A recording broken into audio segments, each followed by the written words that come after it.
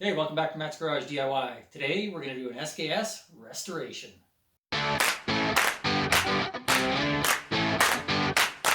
Alright, so this SKS was made in 1952. For the last 30 plus years it's been a farm gun, bounced around in trucks, been through the dirt and the mud. Who knows what it was in his previous life, but certainly that's what's been going on for the last little while. So, the finish is really bad, quite dirty. Most of the bluing's gone, rust on the barrel. I have seen SKSs that are worse. But the steps that I'm going to do with this, you can certainly do to clean up your SKS regardless of the condition it's in. So let's get to it. As always, anytime you're working with a gun, safety first. Bolt is locked back. Magazine is empty. Nothing in the chamber. Good to start working.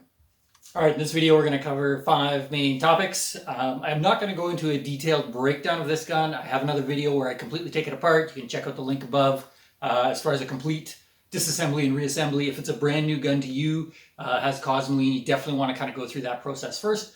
This is more dealing with the cosmetic aspects of it. So we are going to strip the stock, restain and finish the stock, get the rust off the barrel, reblue the barrel, and then maybe clean up this leather strap as a bit of a bonus. So that's what we're going to do. So I've got the rifle mostly taken apart now, stripped as much metal off of the stock as I could. There's one pin that's driven through there that I'm going to leave in place. And then on the gas tube, there's a little pin here that I need to drive out to take that cap off. I've really been hammering away on that. Can't get that out. So I'm just going to finish this piece as is. There's some very clear defined lines on either end, so I don't think it's going to be a big deal to both clean up that wood and reblue the gas tube itself. So I'm going to start by using some furniture stripper. There's lots of different varieties out there, water soluble, biodegradable, all that kind of stuff. I'm going to use what I've got. We're going to clean this stock up. I will, as we work on this, I'll kind of tape off half of that so you can sort of see a clear difference. All right, got my paint stripper. Just going to be putting it on with a toothbrush. Lots of different types. Just read the instructions on whatever brand or type that you use. Some you have to clean them afterwards with certain kind of neutralizers. Others you just rinse it off with water. So make sure you read those instructions. We're going to start putting this on.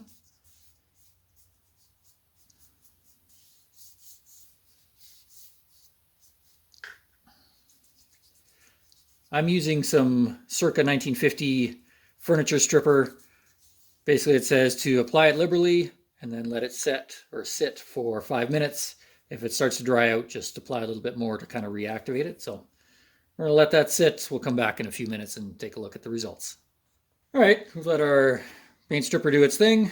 Gonna give this a little scrub with some steel wool just to help kind of loosen off any of the varnish or finish that may have lifted.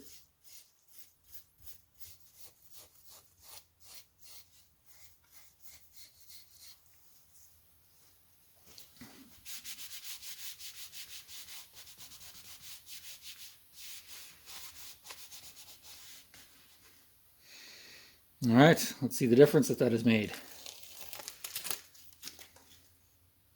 So as you can see, there's a line right across there. It hasn't made a huge difference, but definitely lighter on the bottom half. There is a distinct line right along there where I can see it's definitely cut a bunch of the oil and the grime off. So I'm just going to keep going through, clean up the rest of this stock. So full disclosure, my can of 1980s furniture stripper has probably lost some of its potency.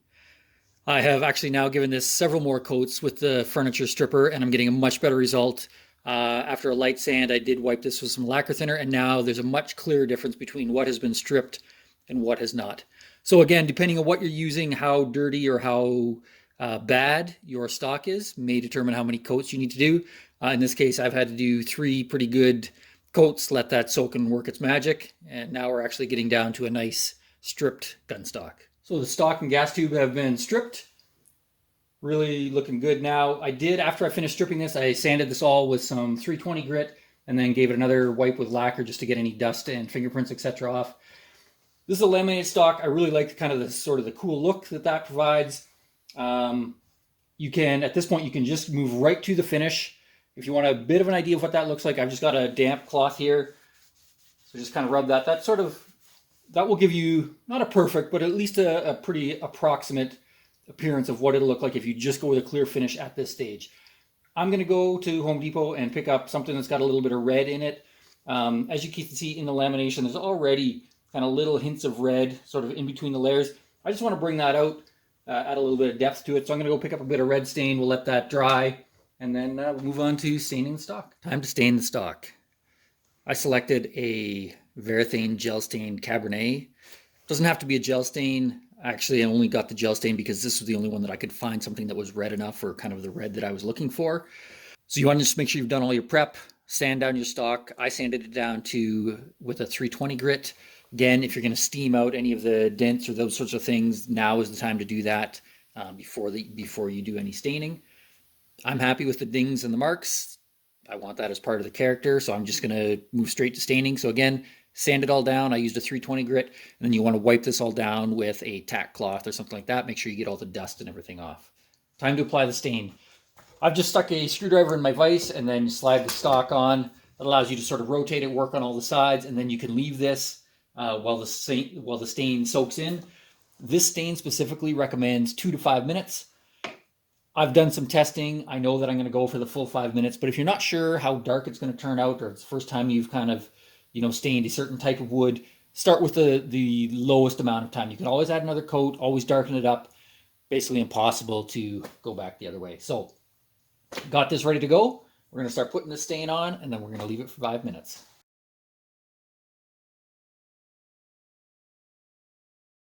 So I've got the stain on. One of the advantages of using the gel stain is that it doesn't drip off, or not very much of it drips off as I sort of spin this around. I'm going to just kind of give this one more kind of quick coat, make sure it's all nice and smooth. They do say to put this stain on very thick, so we're just going to keep spreading it on. Just make sure it's nice and even. Got a good solid covering everywhere.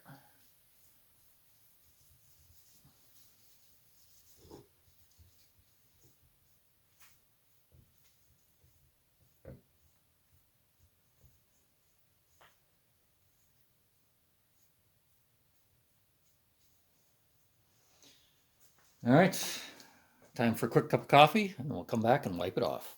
All right, it's been a little more than 5 minutes, but time to wipe the stain off. I'm just going to use some blue shop towels to do that.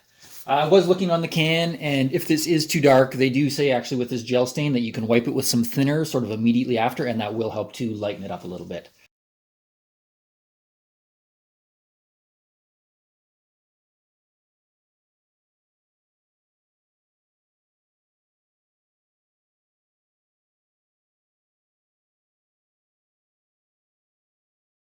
All right, there we go. So stain's all wiped off. That was actually a very easy process.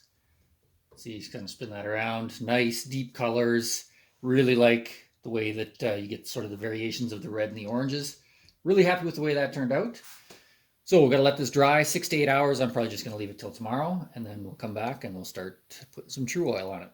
Time to put a finish on the stock. I'm gonna be using True Oil. Basically, you put a light coat on with cloth, paper towel, something like that, wiping in the direction of the wood. Let it dry, they say a minimum of 2 hours. Give it a light buffing with steel wool. Coat it again. Probably going to go for about 6 coats, but let's get this first coat on and take a look. You can see the first coat on, nicely starting to bring out that color. I'm just going to finish up the other side, then I'm going to hang this to dry. More is not better. More coats is better, but you want to just be doing lots of light coats with a buff in between each. All right, so the first coat is dried. I'm just going to use some 4/0 steel wool, give this a light sand.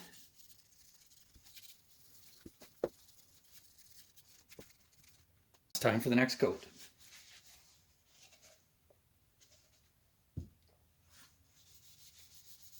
The stock is now finished. This is 8 coats of True Oil.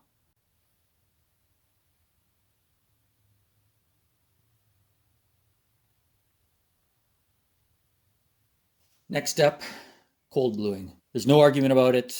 Hot bluing is better than cold bluing, but for an SKS restoration, I'm not going to spend $200 to $400 to have my barrel reblued. So I'm going with the cold bluing process. I do a short video comparing both Perma Blue and the Brownell Oxo Blue. I end up finding somewhat inconsistent results with both, and then kind of develop my own method for applying it, which is what I'm going to do in this video, and have got much, much better results. But enough of that. Step number 1, you need to get rid of all the old bluing and I use the red Scotch-Brite pads and just scrub away at this. Unfortunately, with all these, kind of pieces and parts on this, that is going to be a bit of a challenge. Obviously, I'm not going to show you me sanding this for hours on end, but there's probably hours worth of work to get this all cleaned up. Once you're done that, wash it with soap and water, use brake cleaner, use rubbing alcohol, acetone, clean it really well. You want to make sure you get rid of all possible traces of oil on that. When you think you've got it clean, do it one more time. 2 hours later, I have the barrel stripped.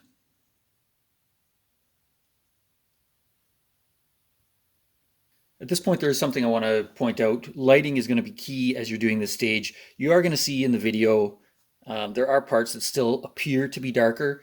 For example, this portion right here, I've been cleaning it forward to back with the buffing pad. If I then, sort of go across the barrel, it appears brighter.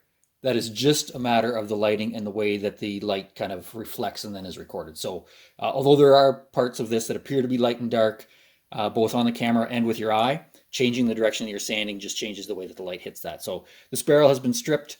I'm now going to give it a good clean with some soap and water, and then once more either with acetone, rubbing alcohol, lacquer thin, or something like that, and then we'll get to bluing. Actually, before I get to cleaning, one real quick thing I wanted to point out. So these are two pieces that I've already blued. Both have 10 coats. This piece I stopped at the Scotch-Brite stage. This piece I actually gave a quick wipe with some 1500 grit. As you can see, that does produce a higher shine to the black. Now, if you're looking for a shiny black, you want to go that route. If you're going for more of like the matte black, you won't want to, and you just want to stop with the red Scotch-Brite. Time to start bluing. At this point, every time you touch this, you want to be wearing gloves from now on. You've taken all that time and care to clean it and get the oil off. You don't want to be putting fingerprints on it. Rigged up a little contraption here. I've just used a Phillips screwdriver held in my vise that I can pivot this barrel around so I can blue all sides of it. I'm basically going to do from the end of the barrel to about the sights, and then I'm going to do 10 coats on that, and then I'll work on doing the back half. Secondly, I've got perma blue, I've got some Brownells oxo blue, I've got some 4/0 steel wool, little pads of blue shop paper towel, another paper towel. That's what you're going to need to get this done. Now, when I say that's what you need, you don't need both of these. I have used both of these with good results. You can click on the link above. I do a little side-by-side video. You can see the difference. But in short, I find Perma Blue provides a blacker color. Brownells provides a bluer color. We're going with the black, so we're just going to be using Perma Blue today. I'm not following their instructions. I'm doing this a very kind of different method than I've seen anywhere else, but I get way better results. First coat of bluing always looks the best. Take your little piece of cloth or a cotton swab, pour a good amount of the bluing on there, and then just start rubbing it on. So as I get into this, I think I'm going to break this down into even smaller portions. I'm probably just going to do from the end of the barrel to here, worry about doing my 10 coats on that, and then I'll just keep working down in sections. Fortunately, with this barrel, there's a couple nice natural breaks. So put all this on, let it sit for a minute.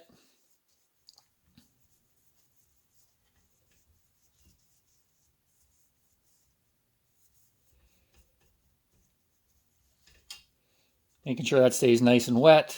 Lots of the bluing compound on there. Getting all those little cracks and crevices.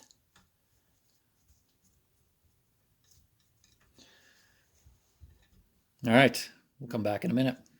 The bluing compound has been on for a minute. I'm going to just wipe it with a paper towel. This is where I start to stray from sort of the Perma Blue instructions. I basically just wipe it all off. They recommend washing in between each coat. You can certainly do it that way. I've just found this works a little better. Keep in mind, this is going to be a long process. The first coat of bluing, you see a whole bunch of color change. You're like, great, if every coat, darkens it that much more, it'd be fantastic. Unfortunately, it doesn't work that way. At this point, everything really slows down. You just got to be patient and kind of work the process. So from this point on, I start taking a little piece of the 4/0 steel wool, put my bluing compound, bluing liquid onto that, and then I use this as my applicator.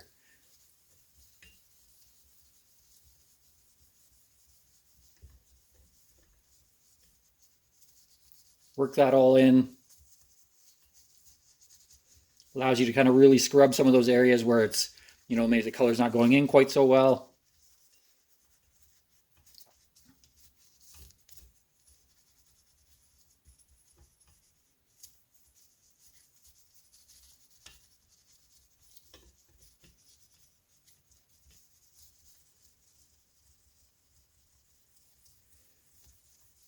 You can see we have some unevenness on the bottom, so we'll really kind of pay attention to getting that to darken up as we go. I'm going to let this sit for another minute. Sat for a second minute, dry it off again.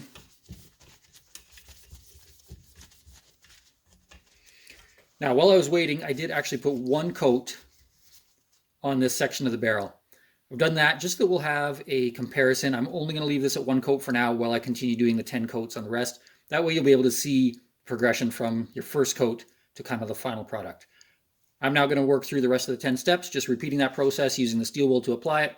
Wait a minute, wipe it off, rinse, repeat. So here you go, 10 coats. As you can see, nice and black.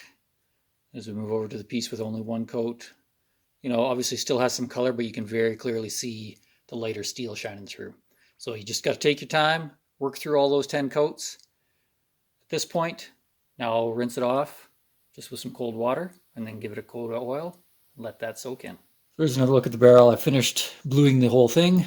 I've given it a good heavy coat of oil. I'm going to let that sit for a couple days, just let that oil sort of soak into the bluing. Then we'll wipe it down, and just sort of regular maintenance from that point on as far as maintaining the bluing is keeping your gun lightly oiled. So I've let my barrel soak in oil or soak with a heavy oil rub for a week. Wiped it all off. Quite happy with the results. Last thing is this leather sling. This is not an original sling, so you can skip this part of the video if you want. But yeah, somewhere along the line, a nice good quality leather sling was put on, but it has gotten old, it has gotten dirty. So we're just going to give this a good rub with mink oil, and that will both clean it and protect the leather. I'm just going to use a heavy shop paper towel. You can use an old rag or whatever. Just put some on and just start kind of rubbing it on, rubbing it in a circular motion, kind of really work that in. I'll probably leave it on fairly heavy and then kind of wipe it off after a day. You can see there's already some dirt kind of coming off on this. So we're going to do both sides of this, let it sit for a day, and then I'll wipe it off and the strap's good to go. So here's a look at the final product.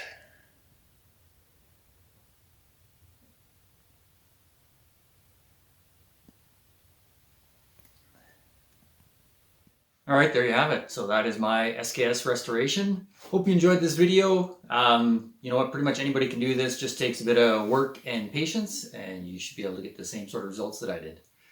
As always, be sure to click that like and subscribe, and I'll see you on the next video.